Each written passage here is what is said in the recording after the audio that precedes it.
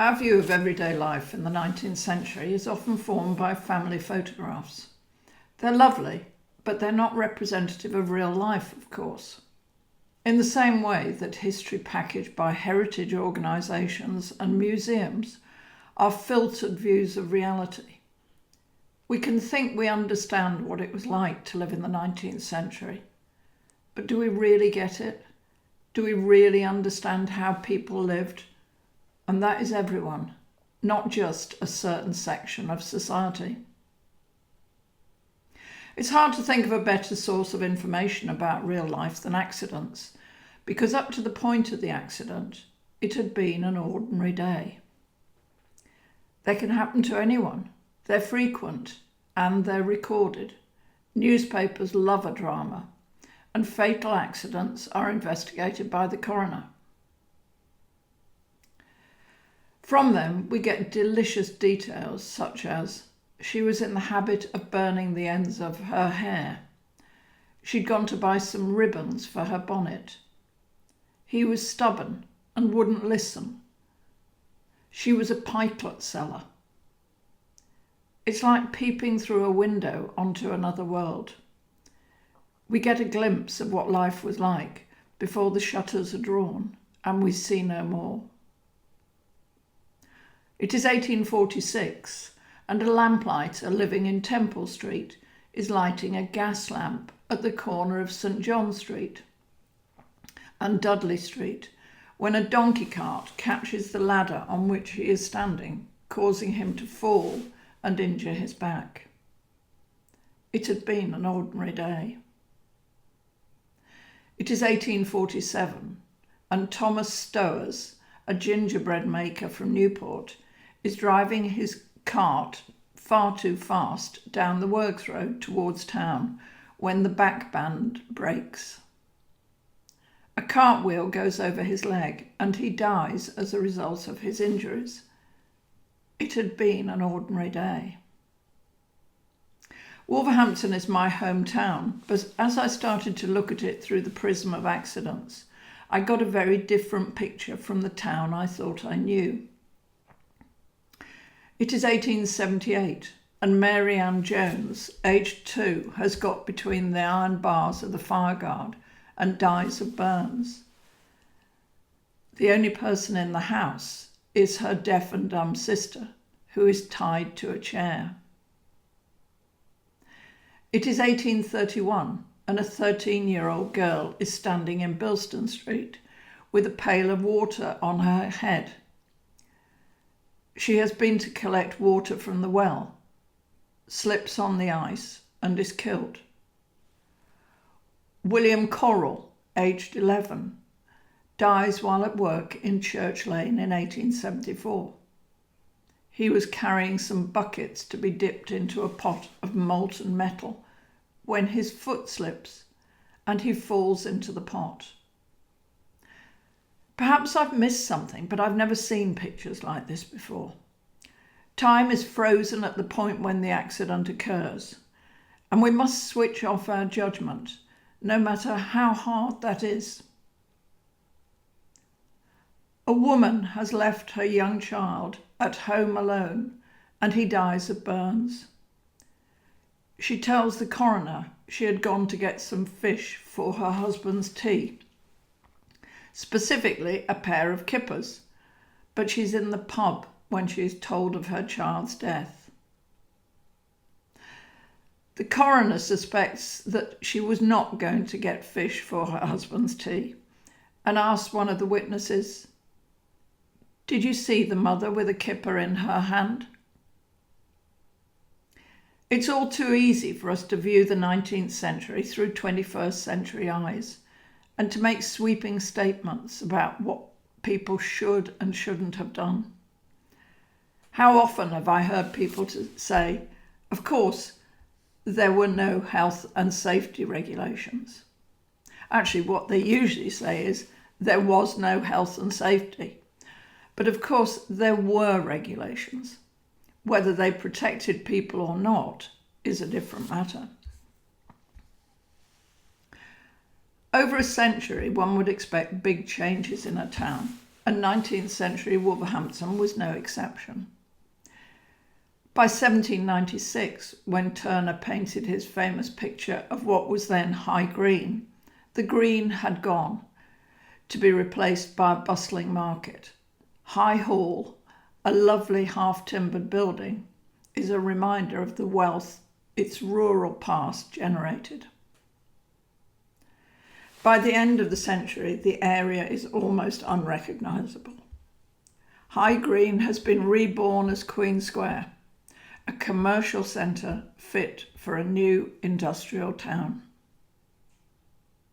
There was migration into and out of the town on a huge scale.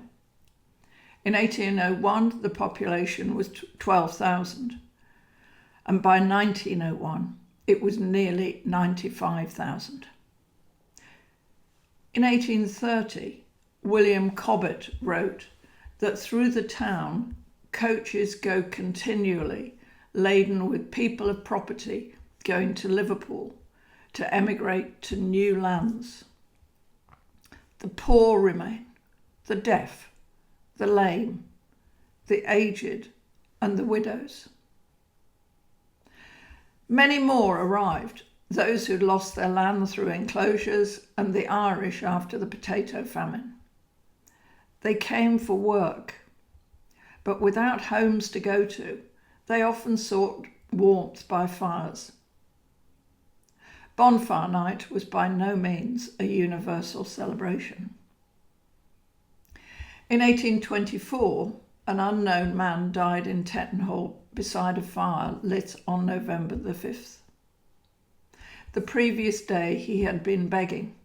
It is astonishing how little people had.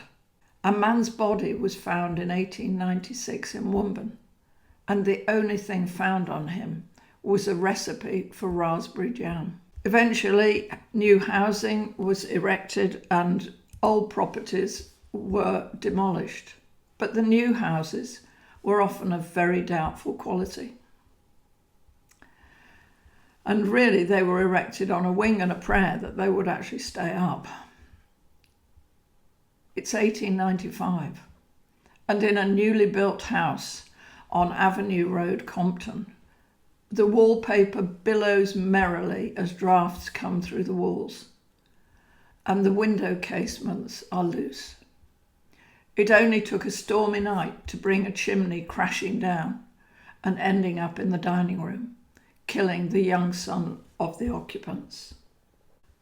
For most of the century, much of the town was full of dreadful housing, and the Irish quarter, Caribbee Island, had an open sewer running straight through the middle. Home, as now, was not the safest place to be. Open fires in tiny rooms, dark, steep stairs with narrow treads. Going up and down them stone cold sober was bad enough, let alone intoxicated, as they often were when they would try to do the same thing, wearing clogs. Pipe smoking was common amongst women as well as men. It is 6 o'clock on a Sunday evening in 1874. In Princess Alley, Edward Biddleston is blind drunk and has fallen asleep in bed with a pipe in his mouth. Both the bed and bedclothes catch fire, and his children find him in flames. He dies from his burns. Lighting was a danger as well as darkness. Candles could ignite highly flammable clothing, but even worse were the paraffin lamps, which could explode without warning. Gaslighting was something else. Not knowing the risks, people would investigate leaks with lighted candles. You want to shout, "No, don't do it." Men would lose their hair or be blown through windows, and they'd still survive miraculously. Fire was a source of great recreation for children, who played with matches and chased their siblings around rooms with lighted sticks. Quite a game until their clothes caught fire. Neighbours frequently put out the flames by wrapping something around those on fire. Brave indeed, as they too risked being burnt. One of the most common accidents was caused by very young children being scalded drinking out of a kettle when it was left by the fire. Poor mothers, they had some juggling to do. Clothes were a terrible risk factor, particularly women's clothes, and in this respect the well-to-do were more likely to succumb than the poor. If only they'd stayed with wool. Floating muslin clothing was very susceptible to catching fire, and once it caught, it would spread in seconds. The fire didn't stop at the skin either.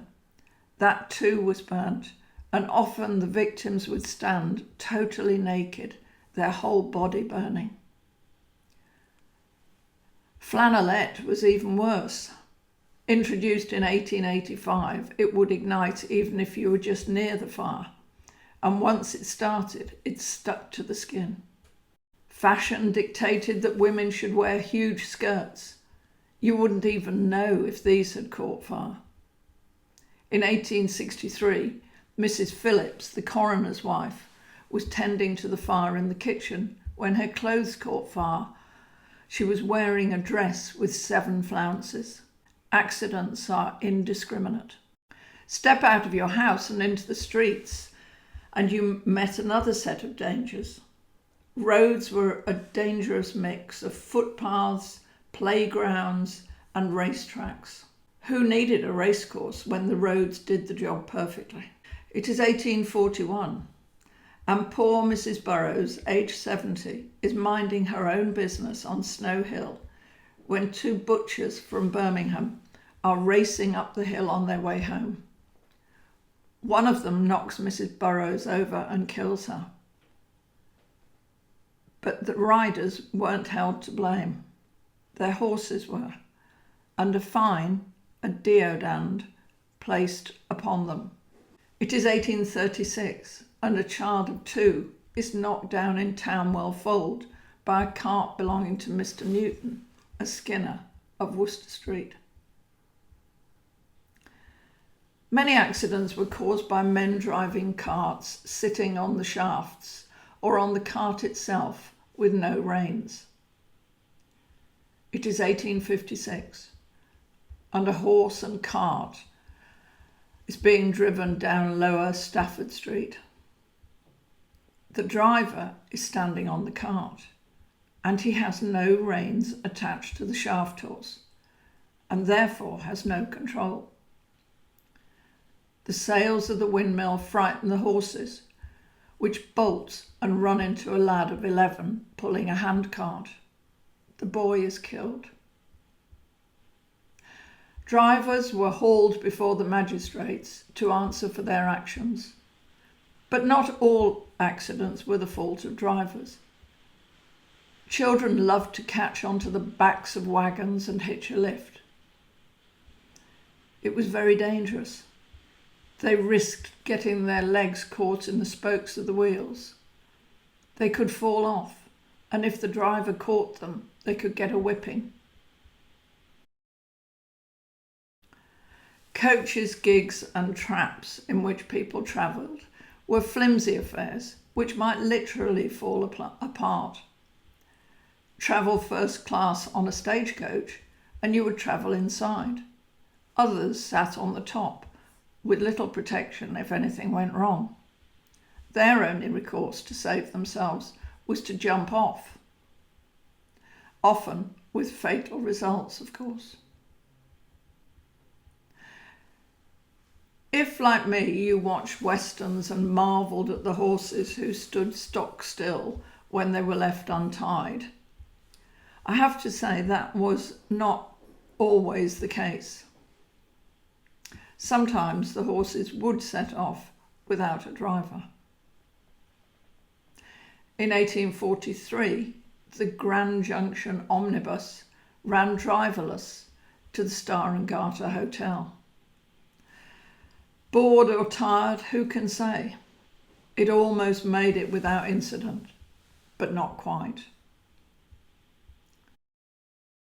The sheer weight of traffic coming through the town called for roads to be widened. And most of the narrow roads of old have now gone.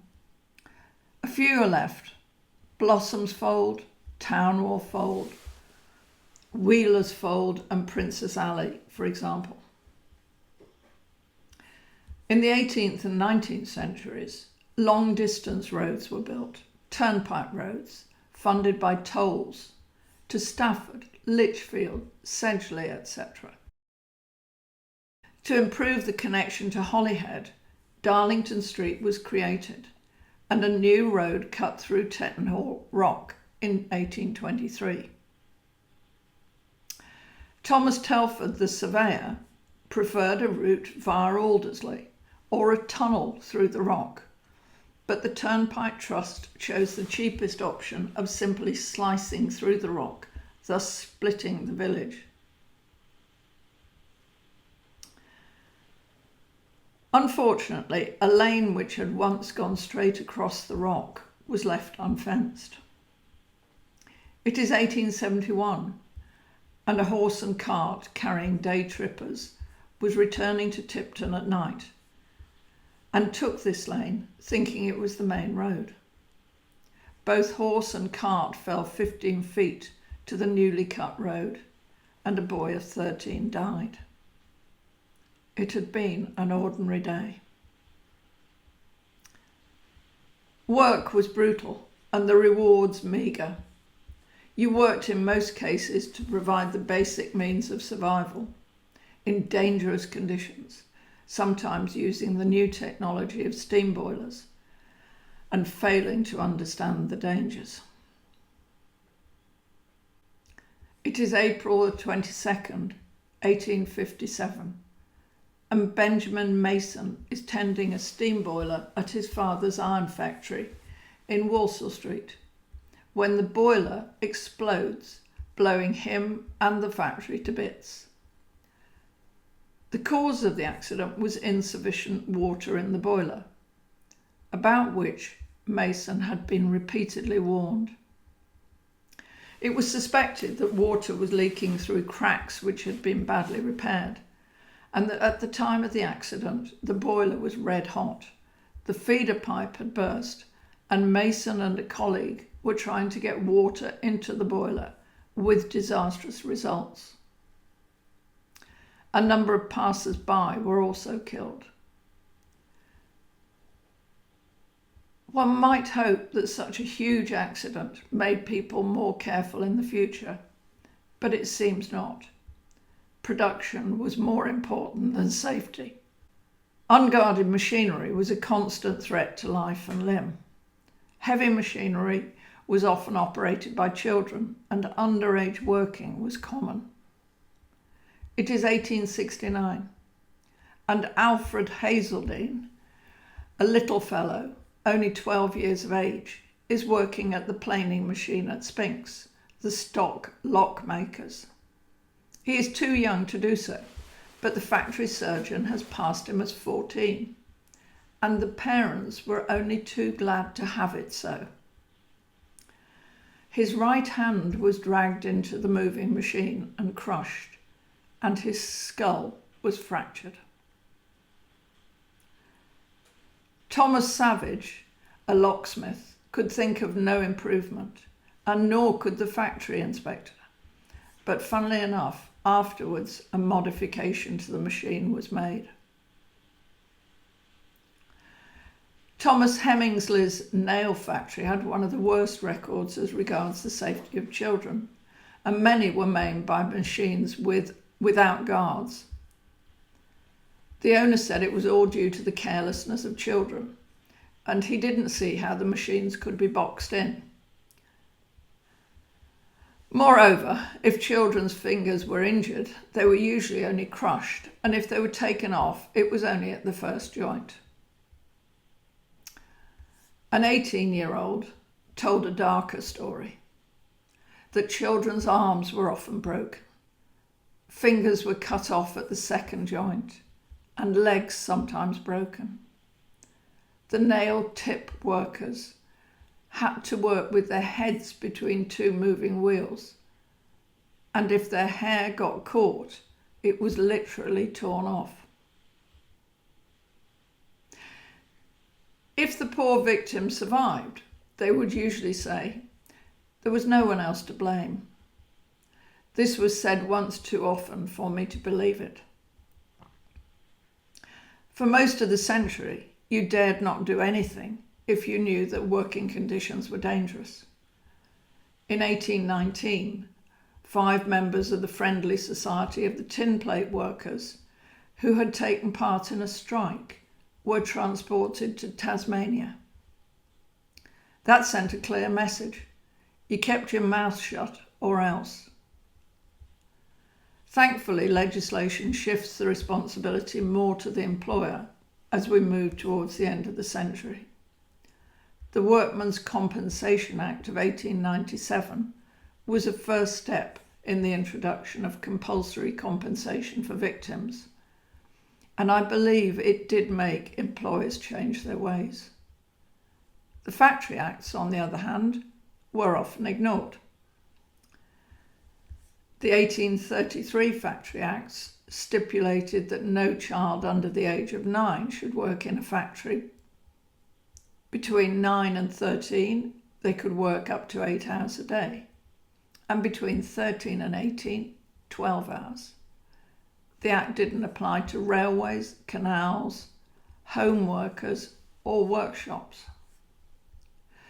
The 1850 Act restricted the hours of work for adults to 60 hours from Monday to Friday and up to 2 p.m. on Saturday. Special restrictions applied to children. The 1870 Act applied to workshops as well as factories, but not to home working. No child under the age of 8 was to be employed, and between 8 and 13, they had to attend school part-time. Mines had one of the worst safety records, and the Black Country had one of the worst records in the country. It wasn't until 1850 that all fatal accidents in mines had to be reported within 24 hours. Before then, we can't be sure how many deaths there were. And even when government inspectors were appointed to improve safety, they had a reputation for turning a blind eye to what was going on in the pits.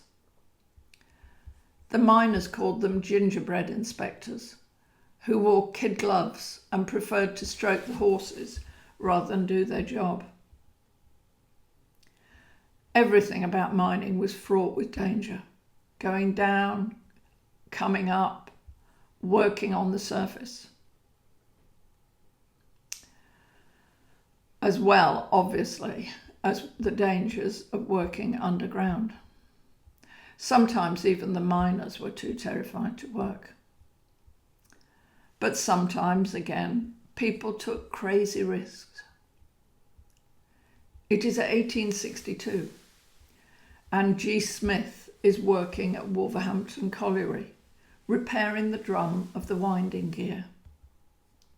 He gives the order for the machine to be started, falls between the wheels, and is crushed to death.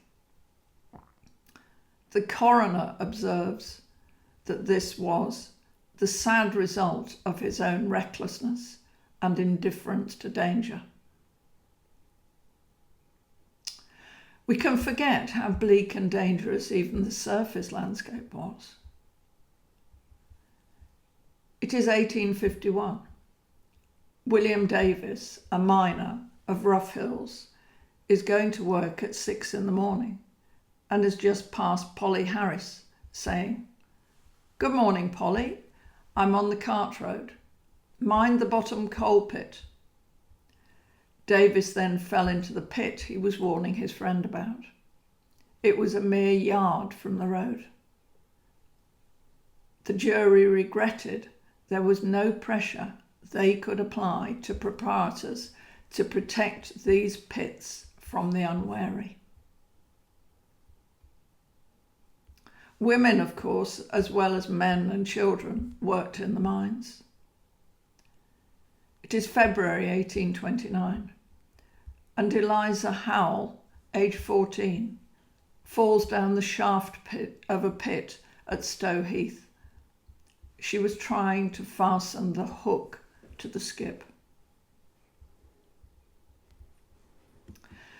The 19th century was a time of great change, and we like to think progress. But progress did come at a cost. By the latter part of the century, Wolverhampton joined the rest of the country, languishing in what became known as the Long Depression. People were literally starving. The Wolverhampton Chronicle in January 1879 reported that the workhouse was full. And in addition, 6,000 people were receiving relief in their own homes. 3,000 loaves of bread were being distributed every week, but it wasn't enough.